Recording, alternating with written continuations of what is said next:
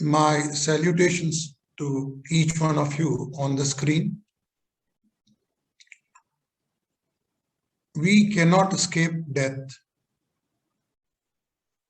but we can escape the fear of death.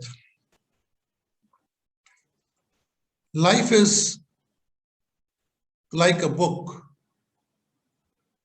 and death is like changing a page in the book. As Steve Jobs said, everybody wants to go to heaven, but nobody wants to die.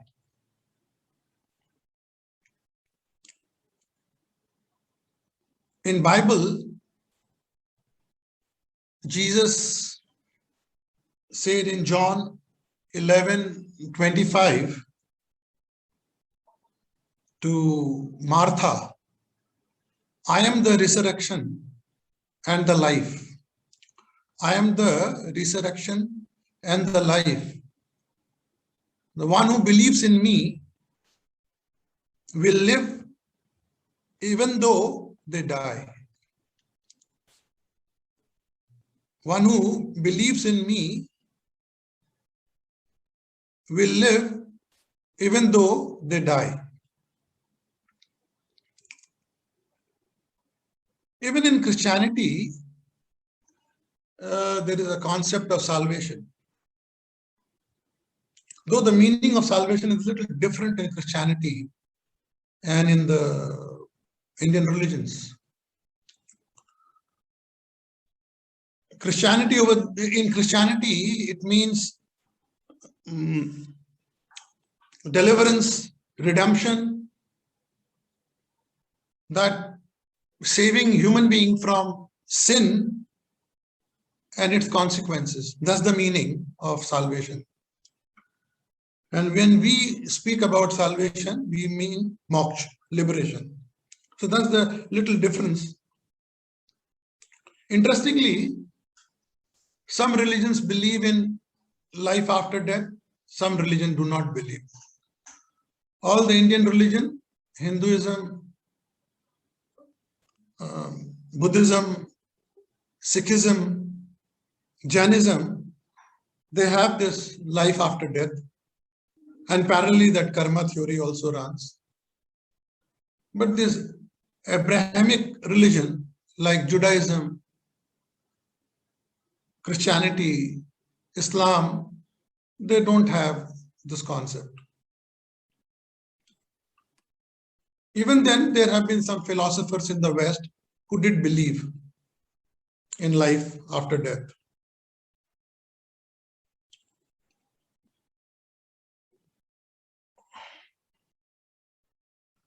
Vedanta also speaks about whatever has been spoken by Jesus Christ in Bible, which is called, when he speaks about liberation, an equivalent concept is there in Vedanta, which is called Videha Mukti. That means after death, you will be liberated of your body. So you won't come back again and again. So you are liberated. So that is called Videha Mukti. And another concept in Vedanta is, which is more interesting, is Jivan Mukti. You are alive, you are in this world, and you are liberated. Now this is what we want to understand. Because Jivan Mukti, while you are alive, you are liberated. And Videha Mukti is, when you are dead, you are liberated. So these are the two concepts. And of the two, of course, more interesting is Jivan Mukti, because we want to know how to be liberated when we are still alive. So we'll come to it a little later. Let me just create a background and then we come to that aspect of it.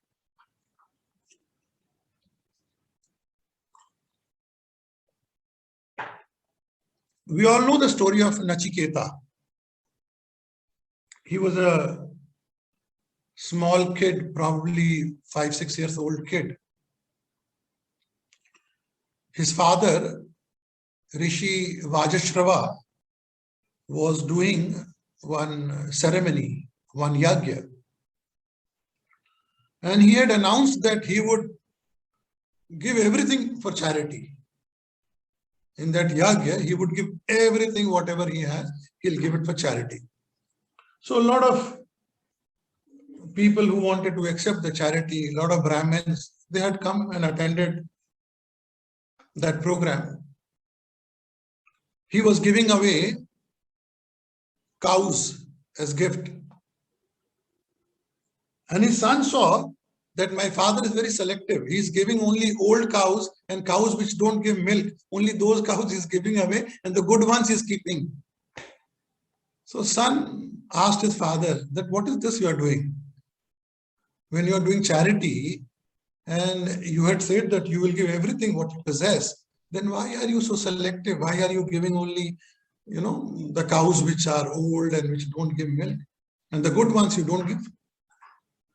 So father did not like his son's interference into this. And he kept on doing it. Nachiketa kept on pestering and asked his father that I am your best possession. Shouldn't you give me as a gift to somebody? And then he kept on pestering, made this statement again and again. His father got very angry. And he said, okay, I will give it to Yama. I will give it to God of death. I will give you to Yama. Son was no ordinary son. He said, okay, I will obey your orders. And the father started regretting that what have I uttered? I shouldn't have said this. Out of anger, I made that statement. And so son said, excellent, I like this. And now I'm going to the Lord of Death. He went to Yamalok, where the God of Death resides. That is where his house is. And the bodyguards outside, they saw a young, small kid coming. They were quite surprised. They said, what brings you here? Who has asked you to come here? Nobody comes on his own. We go and bring people. Nobody comes on their own. He said, no. I have something urgent to do with Yama. So he said, sorry, he's out for some trip. He's gone out. He'll be back in 3 days. So you go back and you come back after 3 days if you want to meet him. He said, no, I will wait here. I won't go back. He waited there outside the Yamlok. He waited for 3 days. They did not let him in, but he waited outside. Without food and sleep, he waited outside. After 3 days, when the God of death, Yama, came, he saw this young kid and he found out from the security guard that he's been waiting here for 3 days to meet you. He felt very sorry and he regretted, but he really appreciated his enthusiasm. And he said, okay, come in. He took him inside and then started talking to him. He said, what brings you here? And of course, he was God of Yama, God of death. He knew everything because he knew the whole story, whole background. So he said, since you have waited for 3 days, I'm very happy with you. And I want to give you 3 boons. You ask any 3 boons and I will grant you. Nachiketa said, okay, I will ask for 3 boons. The first boon he asked, that my father should not remain angry with me. He should become as usual as before. Yama said, okay, granted. The second boon he asked, that what is the significance of this fire ceremony, this fire yagya which we do? What is the significance? What happens when we do this? What really happens when we do this fire ceremony? And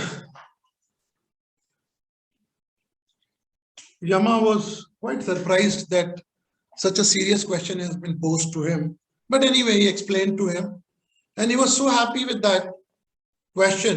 And he gave him the answer that why do people do fire ceremonies? What happens? Whatever you offer to fire, where does it go? And all that. He gave him all the explanation. And he said, henceforth, I'm very pleased with you. Henceforth, this ceremony will be called Nachiketa Yagya. It will be called Nachiketa Yagya. So those who perform Nachiketa Yagya, they will get a special kind of reward. Now the third boon, he asked that what happens after death? You have to tell me. To this, Yamaraj said, you are not authorized to know this. Nobody knows this. This is a top secret. Even the gods, they don't know this, what happens after death. So why do you want to know this? He said, no, I insist to know this. What really happens after death?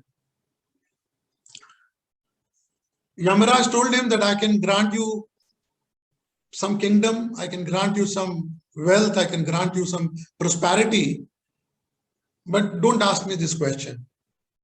He said, don't ask me this question. I will grant you many other things in lieu of this. To which Nachiketa said, no, I know whatever you grant me will finish on my death. And I don't want that. I want something which will remain forever with me. I don't want something impermanent. So Yama was in a fix. He had to answer to him. And that conversation goes very long, where he explains that you are not the body, you are the soul. And Nachiketa is quite convinced about it and very happy about this. And he goes back to his father. So not only we are curious what happens after death, even many thousands of years ago, even gods and goddesses also wanted to know. Because as you know, everybody has to go through this journey of death. Even the gods. When I say God, I mean small g, not capital G. As in Shastra says that there are 7 lok, there are 7 heavens. And everybody, so God according to status gets that kind of heaven. So some live for a few thousand years, some live for a few lakh years, and so on and so forth. But even then they have to die. Even then they have to die. Maybe as a human we live only for 100 years or so. As a God, you live 1,000 years. 10,000 years, that's fine. But then still you also have to go through death. Buddha could not escape death. Mahavir could not escape death. Jesus could not escape death. Ram could not escape death. Krishna could not escape death. Everybody has to go through this. Now, soteriology, which is the science of salvation, if I call it, or science of liberation. So this topic, soteriology, has been very favorite to most of the seekers. Most of them, at some point in life, they want to know what really happens after death. Even Bhagavatam is also a Mukti Shastra, it talks about liberation. Even Ashtavakra Gita is also a Mukti Shastra. It tells you the ways how to be liberated.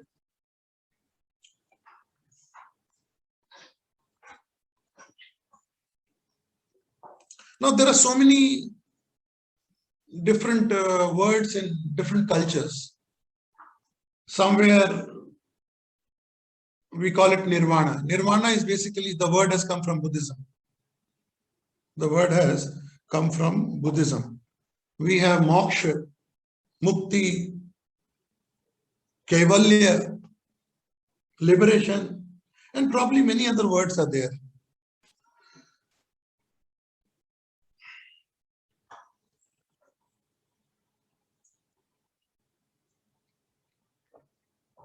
Now, nirvana in Buddhism has a different meaning.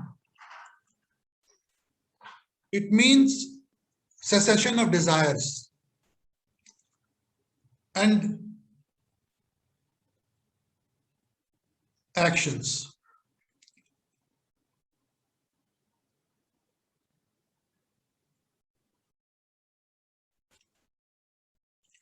In every religion, the definition is slightly different, but substantially in the Indian religions, when we talk about liberation, we are almost on the same page.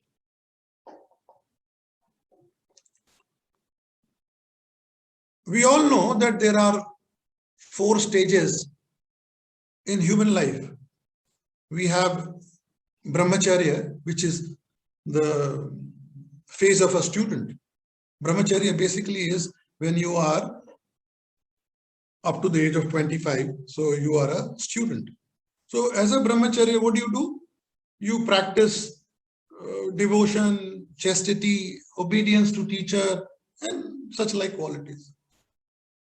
Then the stage is called grihastha, which is householder. So you are a householder. So what do you do as a householder?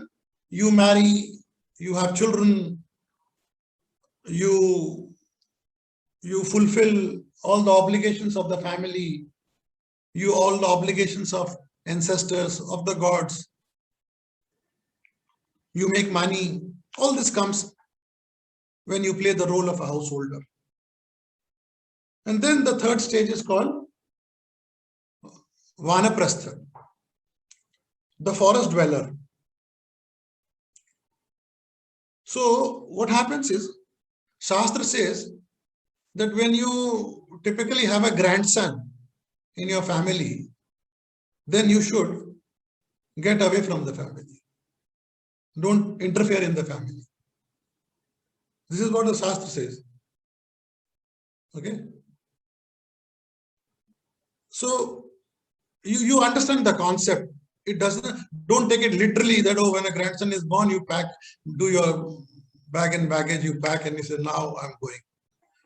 So you just take the sense of it. So Shastra says when you have a grandchild, you don't interfere in the family, because one more generation has come. So one active generation has come. So one generation should stop interfering. And which is rightly so. If you realize, so youngsters always say, oh, you interfere a lot. You have lived your life, now let us live our life in our way. And not quite a wrong statement to say that. So this is a Shastra is also saying the same. So Vanaprastha is withdrawal from everything, withdrawal from family life, material things, and then you practice yoga, you practice solitude, you practice higher values. So this is where yoga comes into play in a big way, in a very big way, because your focus should be more on solitude, yoga, and not on material things. This is the third stage of life. Then the fourth stage of life is sannyas. Sannyas means one who renounces.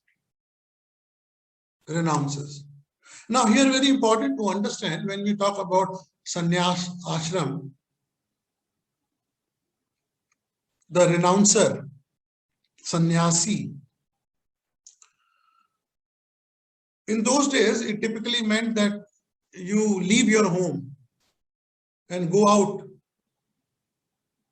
and you go out in search of God. You go out and live your life by begging food from various places. And you are in search of Brahman. You are in search of God. You are in search of that absolute truth. But there are certain rishis who have interpreted the word sannyas little differently, and which seems quite meaningful also. They said sannyas is a mental concept. It's not a physical concept. You renounce mentally. Even if you live in your house, you have mentally renounced everything. You live in the same house. You have your breakfast on the same breakfast table. Everything is same. You have that same luxurious house, but mentally you have renounced. So that renunciation. So you, till yesterday, you lived like a normal human being. And from today, you are now no more mentally attached and you are a sannyasi. So sannyasi in the modern sense does not mean that you leave your house, but then you are not, you are mentally totally detached from everything.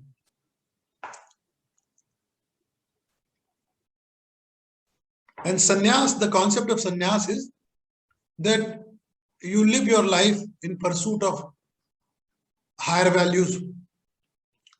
You work for moksha. You work for self-enlightenment and such like things.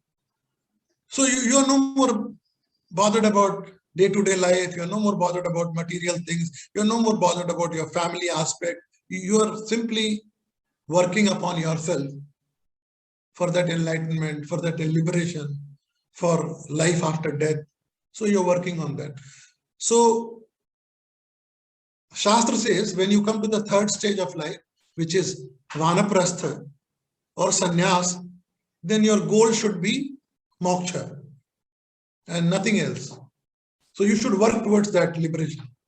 But when you are a student, then of course the objective is not moksha. When you are a householder, then objective is not moksha. So when only the third and the fourth stage, the journey, real journey starts.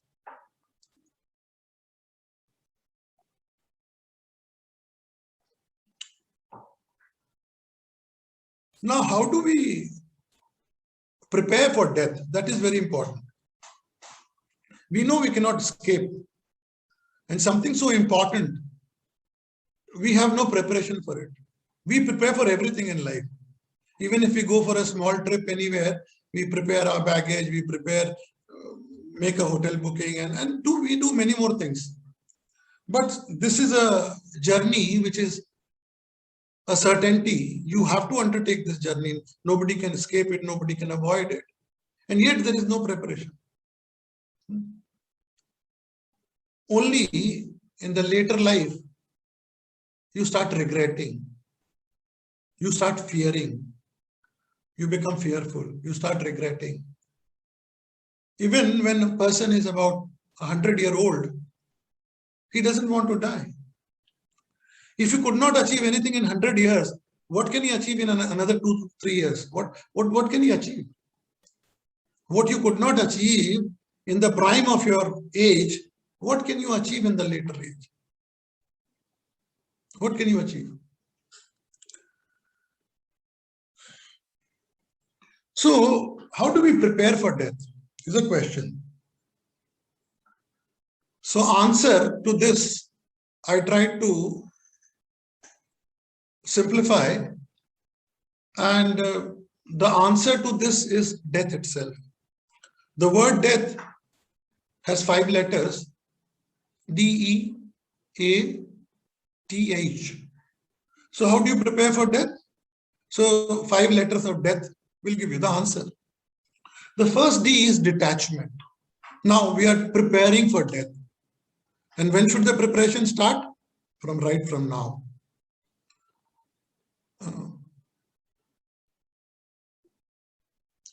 So detachment. You must detach mentally from everything in this world. If you lose a mobile phone, you get upset, maybe for a day or two, or till you buy another mobile, you remain upset. And it disturbs you. It bothers you. You cannot have a good sleep. Oh, my data is lost and this and that. So much is lost. Only one mobile phone you lose and you get so much disturbed. And when you will die, everything will be lost. Everything. Everything will be lost. Not only one mobile. Everything. So think of it. What kind of pain it will cause? What kind of pain will it cause? But once you are detached, mentally you have given up everything. You are using mobile, you are enjoying money, you are using car, you are living in a good house, everything is fine. But mentally, if you renounce, mentally you have renounced everything, then it will become easy. It will be easy to face death. It will become very easy.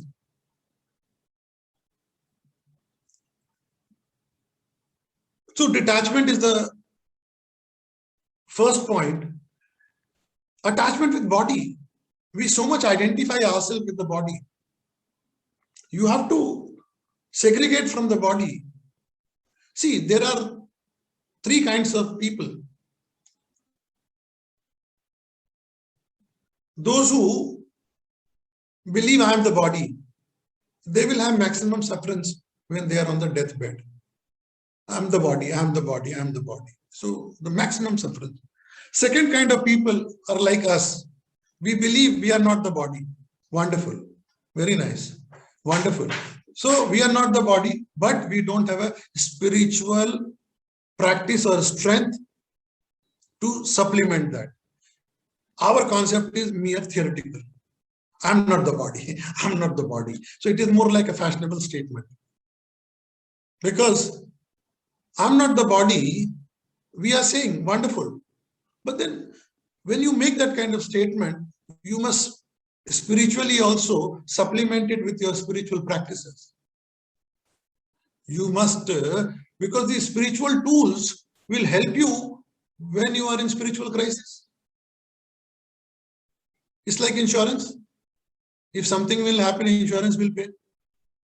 So so you have no spiritual tools. You have just got a belief. You made a belief, okay, I'm not the body. I'm not the body. But you're not doing any sadhana. You're not doing. So we are in the second category.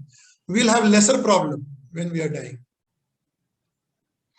The third category is a person who says, I'm not the body, and is fully devoted into spiritual practice. He will have no problems at all. He established into that truth. He is really established. For him, this concept, I am the body, is not theoretical concept. He is living in that concept. He is living his life in that concept. So that's why you need to do the spiritual practice every time. Like Jesus Christ said, when you're dying, and if you believe in me, you shall live even if you die. Almost the same thing is also said in our scripture, that when you are dying, and if you remember God, if you remember Narayan, you will get Vaikuntha, not heaven. Heaven is something lower than Vaikuntha. This is very well to be understood. When we say, when somebody dies and you say, oh, I pray to God that you shall go to heaven, you may be degrading the person. Person may be spiritually very ascended. So to that person, when you say, oh, I pray to God that you go to heaven, that means you're degrading him. Somebody is qualified to be a PhD, you are telling him, I pray to God that you become graduate. So something like that. So heaven is a temporary location. Hell is a temporary location. You will come back. Once you go to heaven, you will come back to earth. Once you go to hell, you will come back. So, but Vaikuntha is where you don't come back. That is liberation. When you're liberated, you go to Vaikuntha. So, it seems so easy that Bible also says the same thing. Shastra also says the same thing. If you remember me at the time of death, you will go to, here it says you will go to Vaikuntha, there he says that you will, though you die, but you shall live. Now, how is it possible? If it is so easy, then while I'm going to die, I'll just recite the name of God. If I'm a Christian, I'll remember Jesus Christ. And if I'm Hindu, I will remember Vishnu when I'm dying. I can do all kinds of nonsense throughout my life, and only at the time of death, 5 minutes before death, that's all. I will just recite his name and I can get rid of everything. But life is not that easy. That 5 minutes of recitation, that 5 minutes of remembrance of God is so difficult, so difficult. You require at least 50 years of practice, or maybe few hundreds of years of practice.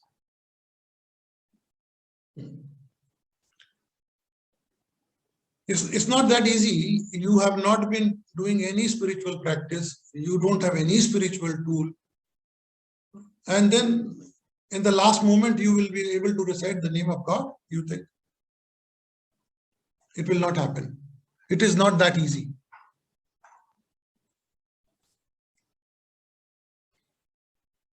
As it says by Tulsidas, Janam Janam Munni Jatan Karahi, Antaram Kah Avat Nahi. For thousands of years, you do meditation, you do practice, you do so much, and still at the time, at the last moment when you're about to die, you can't recite the name of God. It is so difficult. So we were talking about how to prepare for death. So the first point is detachment. You must detach yourself, and most importantly, detach from your body. Meditation helps you in big time in detachment. Especially astral travel will help you a lot. When you're doing astral traveling, you see your body, you see your dead body. In my other session, I have taught some of the people every day to do this exercise, that every day you practice that you are watching your own dead body. You are watching your own dead body. Your dead body is lying in front of you and you're watching your dead body. That's it. 2 minutes practice. I told them. And some of them have got very good results. They narrate to me. So this is a very wonderful exercise. It's a very simple exercise. You can do it any time of the day. Whenever you are in cool, calm, collected, you can do this exercise. It's a very simple exercise. You're watching, because one day it's going to be a reality. Every day you practice seeing your dead body. One day you will in reality you will see. That day may come anytime. What happens is when you practice that, the fear of death goes away. Steve Jobs used to go to the bathroom and used to see the mirror and always say that, what if today is my last day? He used to always practice this. What if today is my last day? So he would run his business. He would take all the decisions of life and of business in such a way that today is the last day. He would plan everything accordingly. That if today is my last day, so how would he work? How would he act? We all work in a way that I'm going to live forever. That is how we plan our life. But Steve Jobs used to do, every day he would go to the bathroom, would look at the mirror and say, today is my last day. And funnily, he added that I knew one day this statement will come true. You have to detach. There could be many other ways of practicing. It could be meditation, it could be astral traveling, it could be mirror gazing, it could be whatever. You can find your own ways how to detach. And mere remembrance of death, the reminder of death, brings in detachment. If somebody tells you, you go to an astrologer and you show your palm to him and he tells you that, okay, sir, you are going to die in 14 days. You will become the nicest person on this earth in those 14 days. It's not that you are basically a nice person. It's not that you are basically a nice person. No matter how big a criminal you are, what all crimes you have done, whatever irregular acts you have done, but you will become a nicest person. Even if somebody hurts you, insults you, you wouldn't pay him back because he told you, you will die, sir, in 14 days. So death is a great tool to improve upon. We don't discuss about death. We keep it under wraps. We don't want to discuss. Death is a topic which is not to be spoken in a party. In party, we talk about many other topics, but we don't talk about death. Even the cremation ground is not in the city, it's not in the village, it is out of the village, it is out of the city, so that it should not be in full vision. It is in one corner of the city, whereas it should have been in the middle of the city. Every day, if you watch the cremation ground, every day you see the funeral pyres burning, it will remind you. It will remind you, and that reminder will make you a better person. That reminder will pull you towards better goals in life.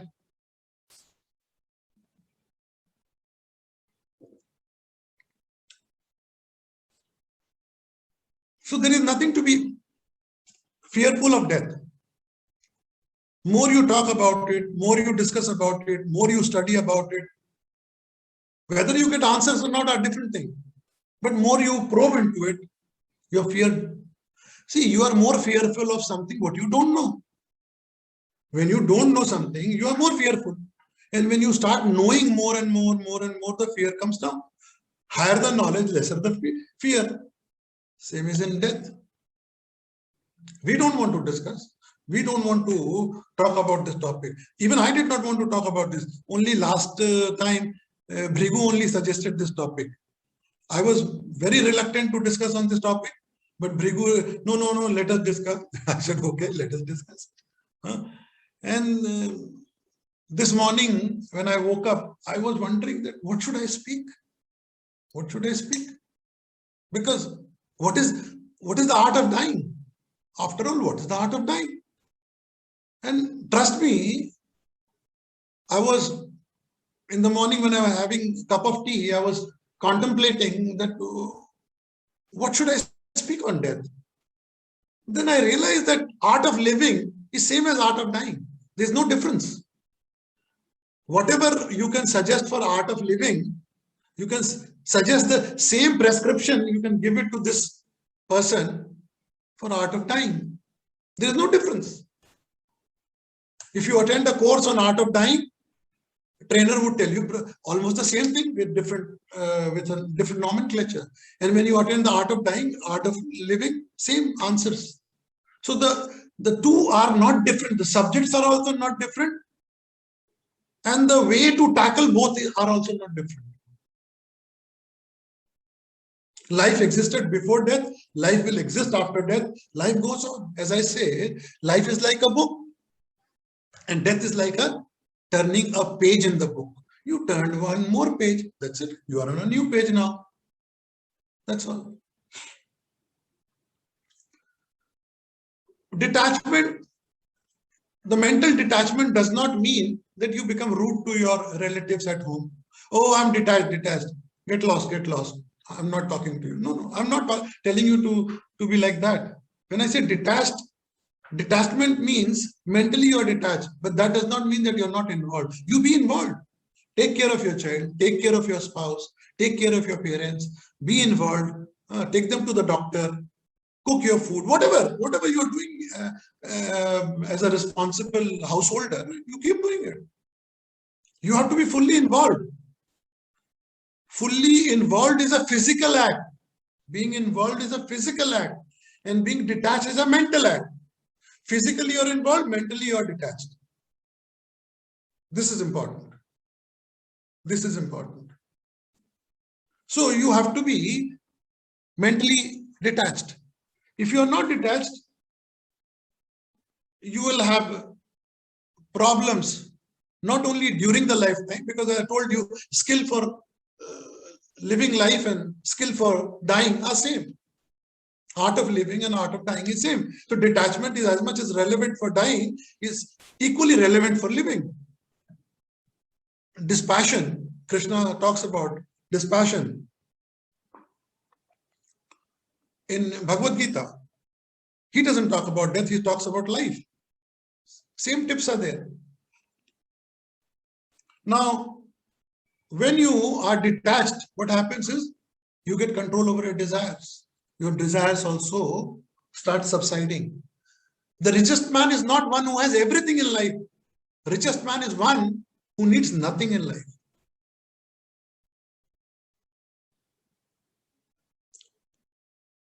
There is a quote, when I'm on Racecourse Road, when I go, there's a church.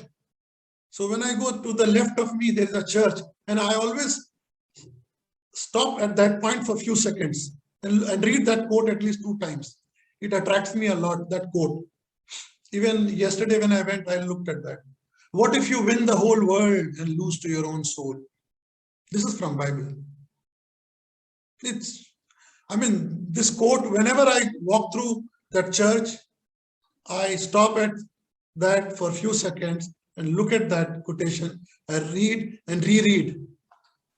In fact, yesterday I felt like clicking that picture and posting it in the group. Yeah, please repeat. क्या बोले आप फिर से? No, what if you win the whole world and lose to your own soul?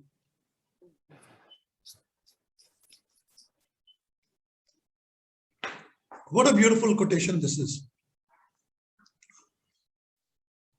So you have to be detached with your possessions, with your position, with your relations, with everything. But actively you are involved. Mentally you are detached, but physically you are involved. The second aspect is expectation. If you're preparing for death, expectation you should not have from anybody. No expectation. Don't do anything for expecting something to happen. Keep doing the best because that is your job. You are supposed to do the best.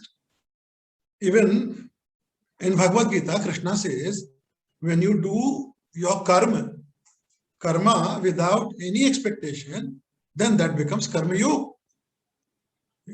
When you do anything, the best of thing you want to do, and do it because you should do it. That's it. Whether something will happen by doing it or it will not happen doesn't depend on you. You can only control one thing. Karma you can control. It is within your control. How well will you act is within your control. But what will be the result of that is not within your control. So don't expect. Don't expect from anybody. Even when you are doing sadhana, even when you are doing prayers, even when you go to temple,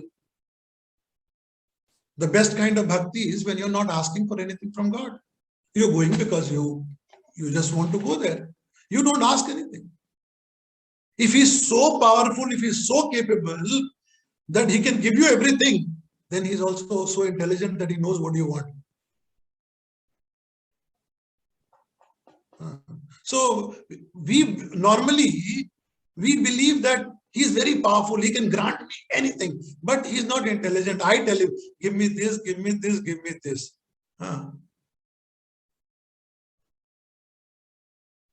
So my dear friends, don't have expectation from anybody. Whatever karma you are performing, do it without expectation. Phal rahit, without the expectation of fruits.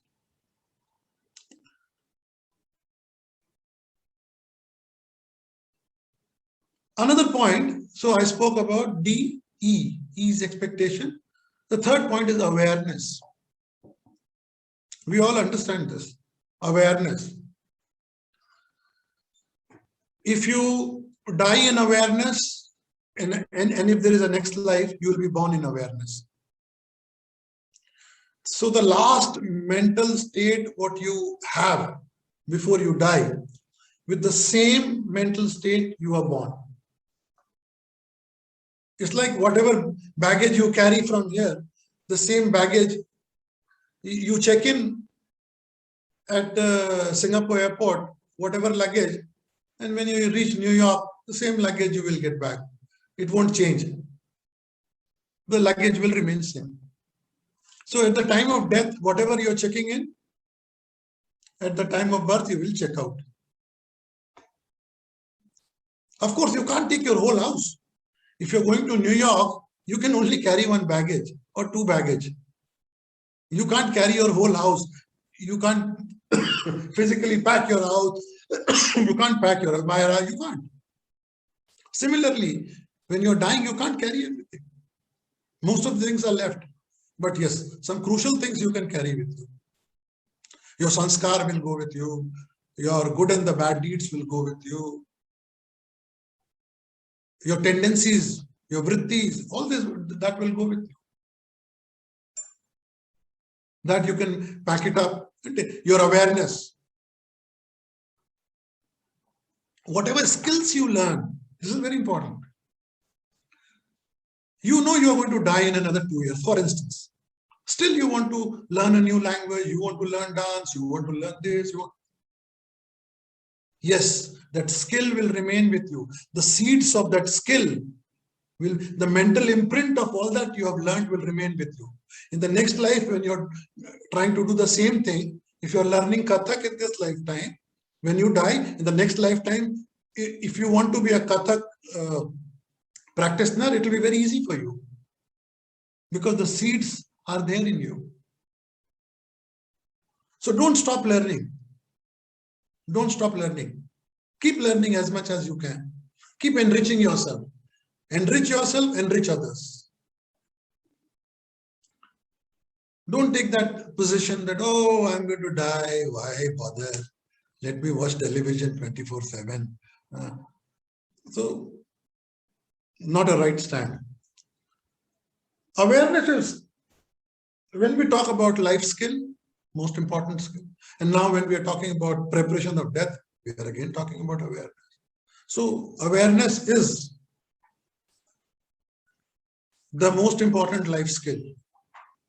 Now, even in the universities in Harvard and Cambridge, everywhere, they are running a full-time course on this.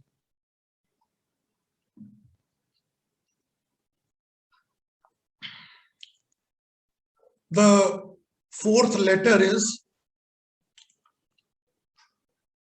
T, time and space.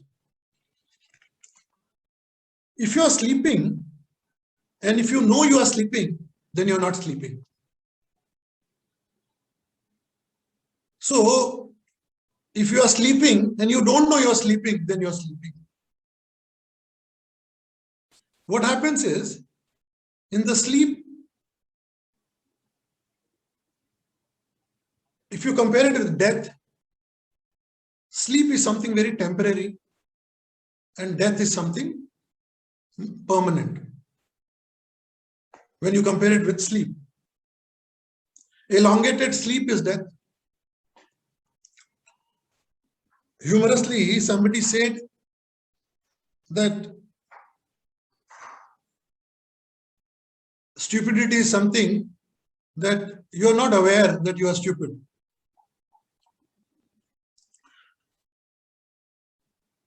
Death is only an illusion of time and space.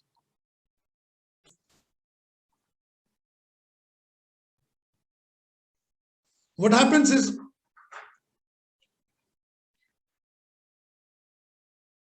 what will happen after death, we really don't know.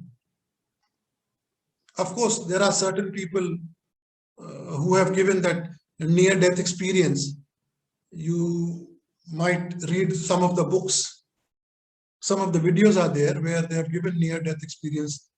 One famous experience was shared by that lady in Hong Kong, Indian Sindhi lady who shared her experience. So many people have shared their near-death experience. They almost died and then they somehow came back to life after a few minutes, 3 minutes, 4 minutes. There have been many such cases and many such research have taken place, and they have spoken about how does it feel when you are really dead. The fifth letter is H. H is higher purpose. If you don't have a higher purpose in life, at the time of death, you will feel that I wasted my life. It was all futile. It was all waste of time. And human life is very precious. You realize how precious it is only when you are on the verge of death. Then you start realizing that why did I waste time?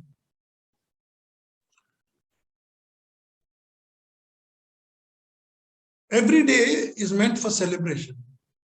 Every day is meant for celebration. Wonderful thing about life is, say you have done doctorate.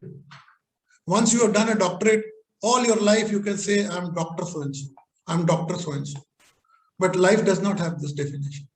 In life, every moment you have to pass that doctorate, every moment, because life is moment to moment.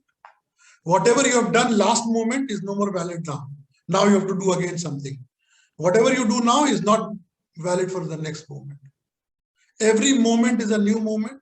Every moment you have to achieve something. It's not like you passed a doctorate exam, all your life you say, I'm Dr. So-and-so. Here you have to pass that exam every moment. And you have to pass every moment, and every moment you remain in the mood of celebration. Life is something to be celebrated. Not to feel sad about it, not to mourn about it. Life is beautiful. Some people know this art of celebrating.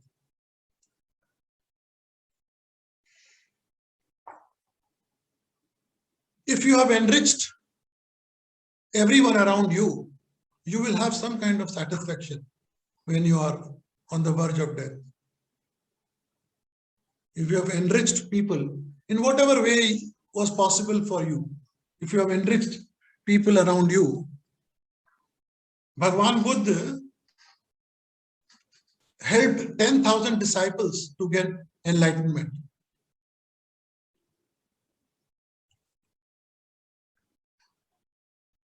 So he enriched the life of 10,000 people.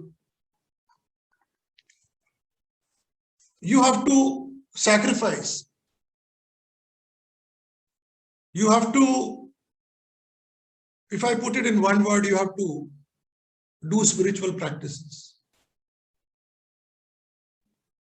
Because these spiritual tools will come handy when you are about to die. You bought the best pistol for your own safety, and you bought it and kept it in the locker.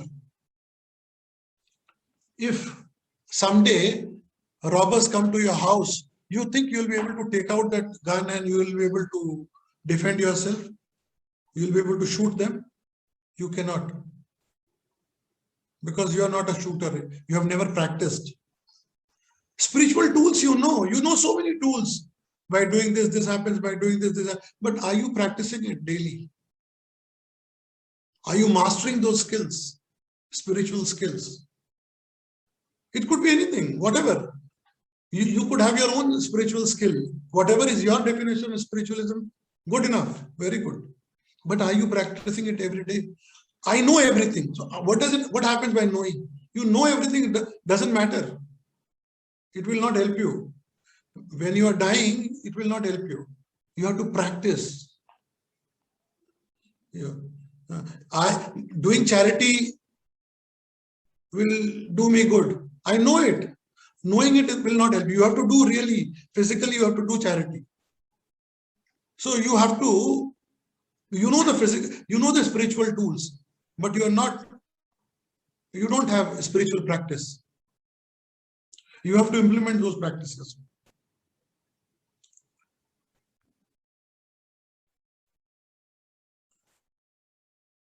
We think this life is meant for fulfillment and happiness. But with experience of so many philosophers, saints, great personalities, we know life cannot give you fulfillment. Life cannot give you happiness. We know this, either from our own experience or from the experience of the great souls. We know this, that life cannot give you fulfillment. Life is for what? Life is for experience. This life is for getting experience. This life is for getting enlightened. This life is for gaining knowledge. So your purpose is gaining experience, gaining knowledge, getting illuminated. So that is the basic purpose. How do you get, if you really want to establish yourself into happiness, life on its own will not give you happiness. It is the God realization which will truly establish you in happiness. Sooner you sow those seeds, better it is. It's never too late. Don't defer it for tomorrow. Tomorrow could be very late.